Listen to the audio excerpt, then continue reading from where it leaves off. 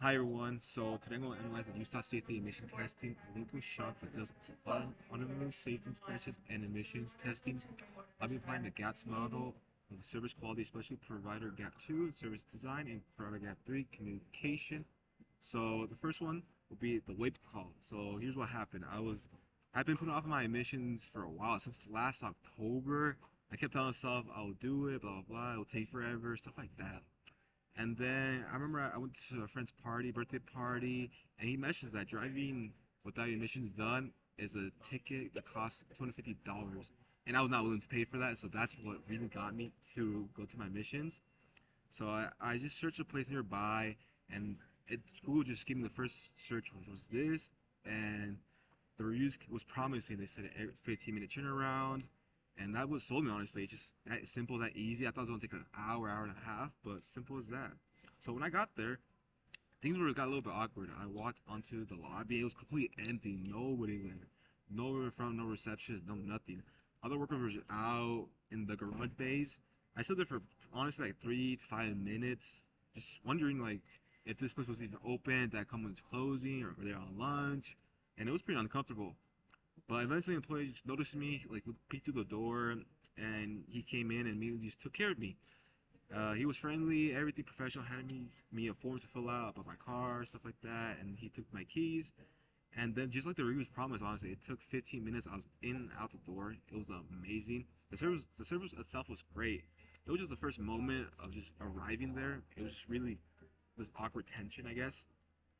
And then with the GAP's model analyst, the provider gap for communication was actually a win. They promised me 15 minutes through the reviews and delivery, and exactly took that long. But then, they're thinking back to like the hotel example from class, where luxury was advertised, but a gross couch was what you got. The shop did the opposite.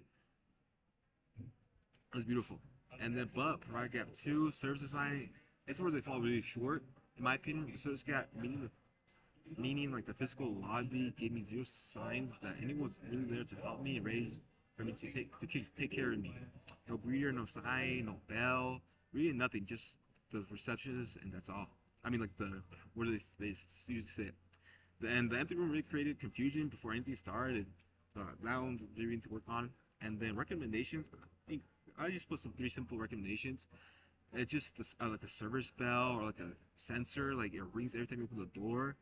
The second, when somebody walks in, a customer, example me, one of the workers quickly gets alerted from the bay or where they are in around the business.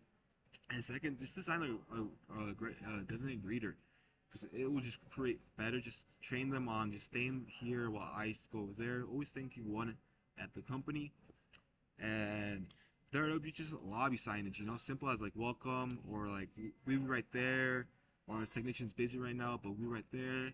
Adding really changes the emotion of it. Well, and really, I just think that you need some physical evidence that there's something in there. And then my conclusion really, I'd give them an 8 out of 10. They know speed and reliability, but they really Gap 4 was amazing, and they had really strength in that one. But it's more the Gap 2 really is in the lobby. Really like they really failing me right there, because like if there was someplace closer, or like I thought I was in for a long time, I would to another place and they would have lost me. So that's my last. That's where it's kind of like 2 points taken off. But besides that, it was perfectly fine.